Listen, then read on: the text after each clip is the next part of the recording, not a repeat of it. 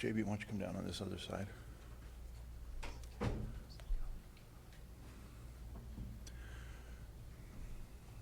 Everybody set? Good afternoon, and thank you for coming here this afternoon. The Arizona Department of Public Safety is a proud and venerable organization with a storied past.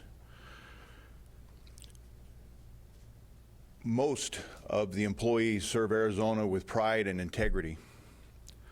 Whether sworn or professional staff, each of us is held to a higher standard as a member of the Arizona Department of Public Safety. We are keenly aware of our position in society, that we operate with public trust and sentiment as our highest priorities. When one of our own betrays public trust or breaks the law, we respond swiftly and without regret. We are as open and as transparent as the law allows. To that end, that is why we are here today to talk about one of the troopers under our command that has broken the law and betrayed public trust. His photograph is going to be displayed somewhere in here. This is Trooper Tremaine Jackson. He's been with the agency for about 13 years.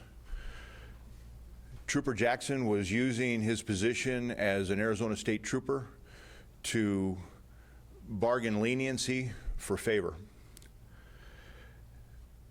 As the director of this agency, I implore anyone who has had contact with Trooper Jackson, who may have been affected by contact with him, who may have been victimized either through commentary or through physical action by Trooper Jackson, to please come forward and let us know about your inappropriate experience. This event started on May 19th, where we received a first initial complaint about some inappropriate comments by Trooper Jackson to a female motorist. While we were investigating that May complaint, on June 11th, we received a second complaint, this one also alleging inappropriate commentary and then also criminal behavior to the extent of sexual abuse. Trooper Jackson was immediately removed from duty, placed on administrative leave.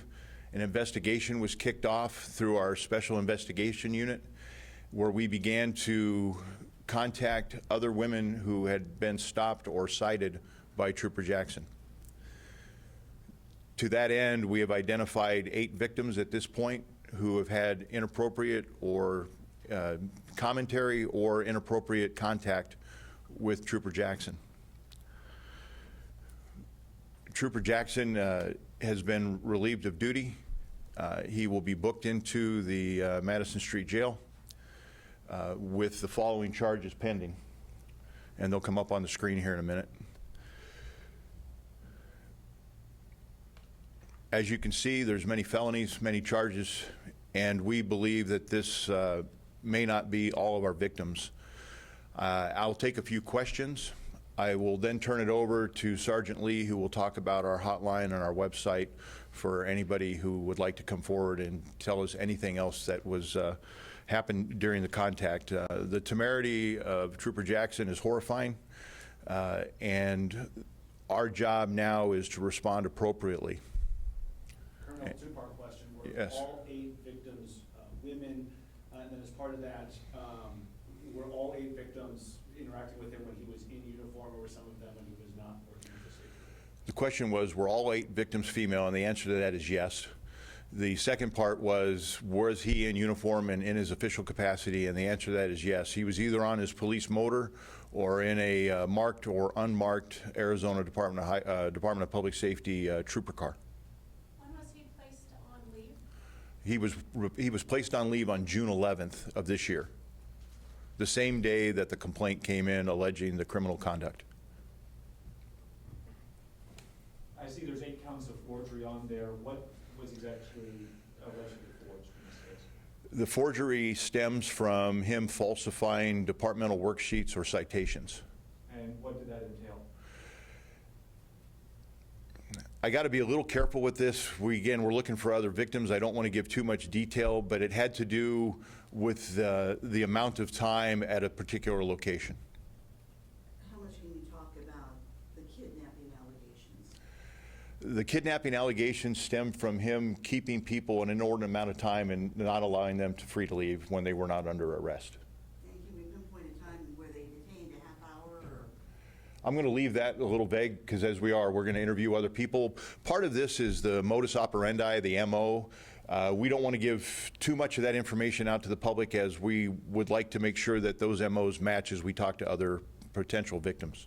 Along those lines, can you explain fraudulent schemes and what exactly the background is on that? I cannot do that at this time, sir. I'm sorry.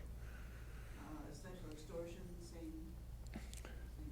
He was using his positional authority to extort sexual favor from these traffic stops, from the women of these of the traffic stops.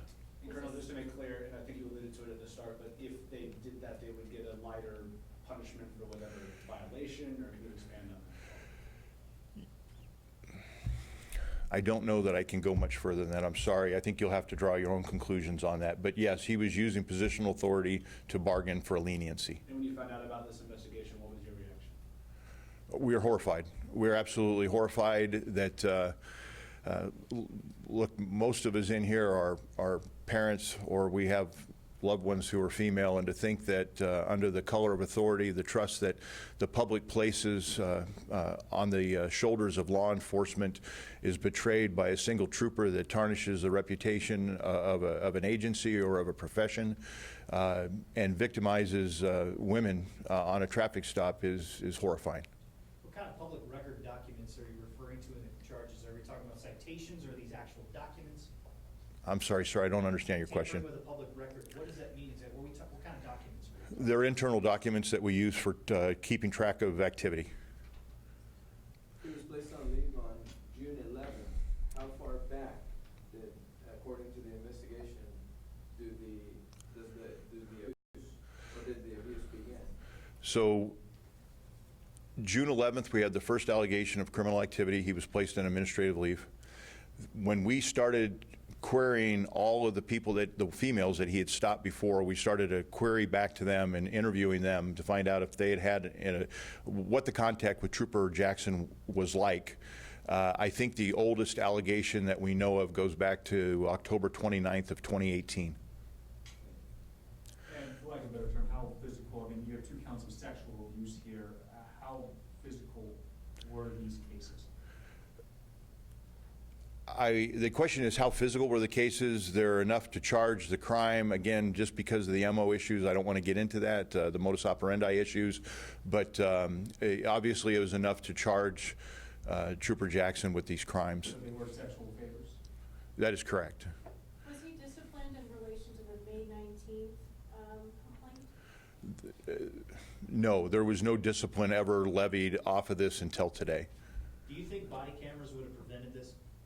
The question was, do I think body cameras would prevent this? And the answer is probably not. The cameras can be manipulated to some degree that would allow people to do other inappropriate things.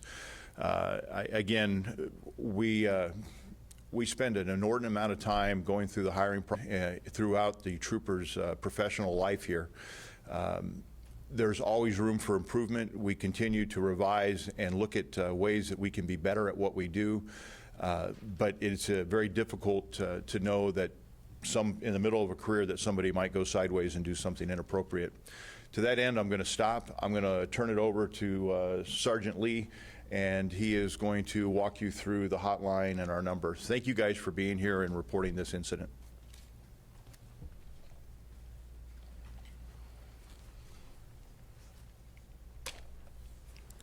Thank you, Colonel. So as Director Milstead said, we're not going to be able to go much more beyond what he has already provided you. What we wanted to get out of this, though, today is we do believe there are additional victims out there, and we have provided a couple of ways for those victims to come forward. The first one is a telephone number that is going to be monitored by detectives throughout the day. If the call comes in the evening, they will be directed to our duty office and sent directly to the detectives on this case.